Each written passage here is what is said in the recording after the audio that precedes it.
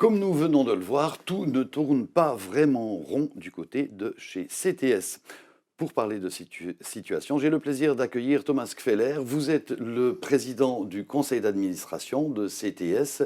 Alors voilà, il y a eu cet article du Bieler Tagblatt. Il y a de nombreuses critiques, semble-t-il, de vos grands clients. Alors, qu'est-ce qui ne tourne pas rond chez CTS selon vous? Bonsoir, monsieur. Bon, la CTS, elle sort maintenant dans ces mois de sa plus grande crise qu'elle a jamais eue. Hein. C'était la pandémie, elle a vraiment frappé de façon très dure notre business parce qu'on est dans la gastro indirectement, on est dans les events et dans le sport. C'était exactement les secteurs les plus touchés par les pandémies. Donc là, on était absorbé de façon très grave dans l'opérationnel. Hein. Il y avait des concepts de protection qui changeaient de jour à jour. Il y avait de pertes financières très grandes. Et là, c'était vraiment une situation très dure pour toute l'équipe opérationnelle. Et là, c'est vrai, il y a eu des choses qui n'ont pas fonctionné comme avant. Hein. Il y a eu des interfaces avec des clients qui n'ont pas fonctionné de façon plus efficace, peut-être aussi de façon pas trop satisfaisante pour nos partenaires. Et pour le côté technique, accessibilité, réactivité qui n'était pas optimale, là je m'excuse, hein, comme la directrice l'a fait aussi avec la lettre où elle a donné réponse à cette critique. Oui, on n'était pas parfait, on a essayé le mieux de gérer le mieux cette situation. Comme vous savez, la CTS, elle n'a pas seulement un auftrag, un mandat de prestation de service public, mais aussi un mandat d'optimiser la gestion financière de l'entreprise, d'où des situations où on ne peut pas plaire à tout le monde, hein, ou d'où des situations où on prend des décisions commerciales qui ne plaisent pas à tout le monde. Vous parliez de la situation financière et des pertes financières que vous avez subies à cause du Covid, mais est-ce que, comme tous les autres acteurs de la gastronomie, de la culture, vous n'avez pas reçu des aides de l'État qui vous ont permis de sortir de cette situation financière difficile?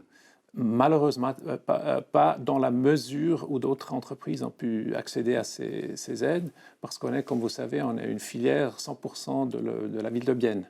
Et si vous avez un actionnaire 100% public, vous n'avez pas droit à les finances cas dures. Je ne sais pas si comment on dit en français. Oui.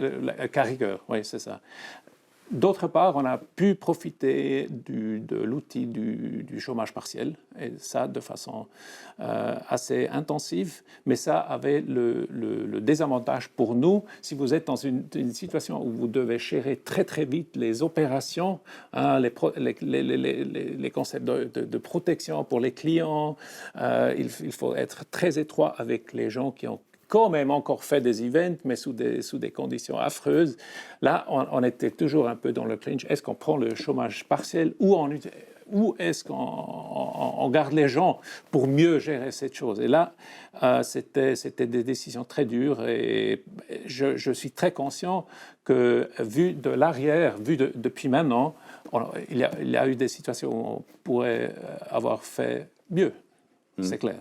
Alors, vous parliez de chômage partiel. CTS, qu'on se fasse une idée, c'est combien d'employés à peu près? C'est à peu près 40 employés fixes, qui sont fixes chez nous, et à peu près une centaine de collègues qui travaillent à base d'heures. Donc, qui donnent des leçons de sport, etc. D'accord, ouais. Donc c'est quand même une grosse entreprise. Alors, on le disait, il y a eu des départs à CTS, 3 membres du conseil d'administration, c'est pas... Non, là, je dois vous corriger. C'était les membres de la Geschäftsleitung, du comité de direction qui ont changé. Le conseil d'administration est resté. Est resté, d'accord. Dont l'ancien directeur, Oliver Sen, qui a été remplacé par Annette Douillet, qui est arrivée un peu au mauvais moment, en 2020, en pleine pandémie, mais toutes ces critiques semblent quand même porter sur elle, sur son mode de fonctionnement. Alors, comment est-ce que vous réagissez par rapport à cette nouvelle directrice? Qu'est-ce que vous discutez avec elle? Qu'est-ce qui va se passer? Also, comme j'ai dit et comme j'ai écrit aussi aux organisations qui ont écrit cette lettre de critique, d'une part, j'ai confirmé que j'ai reçu la lettre et qu'on va faire sur ces thèmes techniques, disons, réactivité, délai de réponse, qu'on va prendre des mesures très, très vite. Mais pour les autres éléments de cette lettre qui étaient un peu diffus, pas trop concrets, j'ai demandé des faits. J'ai demandé ensemble avec Mme Douillet, on a écrit, OK, on s'excuse pour les choses qui n'ont pas bien fonctionné, mais pour les accusations plus graves concernant le comportement, le ton, etc., on aimerait des exemples. On aimerait analyser les faits pour mieux pouvoir réagir. Et là, à mon assez grande surprise, on n'a pas eu de réponse concrète. Donc vous n'avez pas un fait concret qui vous est reproché, c'est un peu l'ambiance, le nouveau style de direction qui ne plaît pas. Oui, et puis il y a eu, c'était juste, il y a eu des problèmes de réactivité, d'accessibilité de Mme Douillet personnellement. Et là, je dois dire, c'est juste on peut expliquer ça d'une part, avec cette situation extraordinaire de pandémie, mais aussi par son maladie qu'elle a eue à partir de la fin de l'année dernière. Ça ne veut pas dire que l'on ne prend pas au sérieux ces reproches.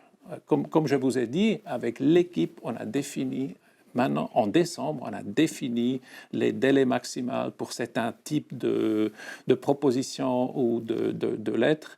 Et là, on s'est vraiment amélioré. C'est ce que nos partenaires, les externes, me disent. Et vous, personnellement, en tant que président du conseil d'administration, est-ce que vous vous sentez aussi un peu responsable quand vous entendez ces critiques? Vous avez l'impression que vous devez réagir assez rapidement. Absolument. Donc, c'est la responsabilité du conseil d'administration et de ma fonction spéciale d'assurer une équipe ou des ressources, aussi des ressources de direction telles que l'entreprise peut donner suite à sa mission et à son mandat. Et pour ça, je suis responsable. Et c'est pour ça que j'ai travaillé sur ces thèmes avec l'équipe, sur ces thèmes qui étaient reprochés. Et c'est aussi pour ça que je m'occupe maintenant de façon très, très engagée et personnelle des défis qui sont devant nous. Donc, par exemple, la solution gastronomique pour nos clients dans le palais de congrès, c'est très urgent, c'est très important. Je suis pleinement convaincu qu'avec une bonne équipe de nos gens du conseil d'administration, mais aussi du TBS, d'Oliver von Almen et son team, on va assurer une bonne solution. Et là, oui, parce qu'il y a maintenant un vacuum, on dit, un vacuum de direction à cause de cette maladie. Et c'est ma responsabilité soit personnellement ou soit avec des autres personnes, de remplir ce vacuum. Et dernière question, de manière plus générale, ce n'est pas la première fois qu'on parle des difficultés du CTS. On a toujours l'impression que c'est une entreprise un peu boiteuse. Il y a eu ce départ du directeur précédent. À votre avis, quand vous voyez ça de dehors, c'est quoi le problème de base du CTS? C'est que c'est une institution un peu, comme vous l'expliquiez, entre le privé et le public, ou bien est-ce qu'il y a un problème structurel de base dans le CTS? Je pense qu'il faut différencier. Le fait qu'une direction change après, je ne sais pas, Oliver Sen, après 8 ans ou 10 ans, je ne pense pas qu'il faut en déduire trop pour la CTS. Mais, comme vous dites, la CTS, d'une part, elle est très exposée. Elle a des produits qui ne sont pas des produits comme des tables ou des montres, mais des produits qui sont très exposés dans le discours public, comme la Tissot Arena. La Tissot Arena, elle appartient à tout le monde. Et nous avons le mandat de la ville de Bienne de gérer ces infrastructures d'un point de vue service public, mais en même temps de la gérer de façon financière, optimale et efficace. Et ça donne des conflits d'intérêts qu'on ne peut pas éliminer. Et ces tensions d'intérêt sont inscrites dans le business model de la CTS. Mais justement, est-ce que c'est le bon modèle selon vous? Est-ce qu'il ne faudrait pas changer le mode de fonctionnement de cette société? C'est une question politique à la fin que la ville de Bienne doit répondre. À mon avis, la construction, elle est intéressante parce qu'elle permet de combiner des activités dans le service public qui sont très déficitaires, comme une piscine intérieure qui est toujours déficitaire, hein, de combiner ça avec des activités où on doit travailler dans un mode plus commercial qu'une ville le pourrait. Par exemple, de gérer une fitness, c'est probablement pas une tâche de la ville, mais en combinaison une piscine et un fitness dans le même bâtiment et de la gérer de façon entrepreneuriale, je pense que c'est efficace. C'est efficace pour le service public, mais aussi c'est efficace pour les finances de la ville.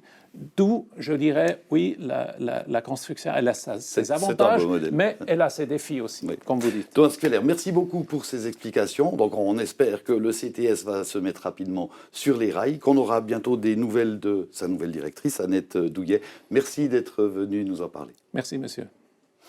Voilà, c'est la fin de notre entretien. Bonne suite de programme sur Télé Bilingue. Voilà. C'est bon ?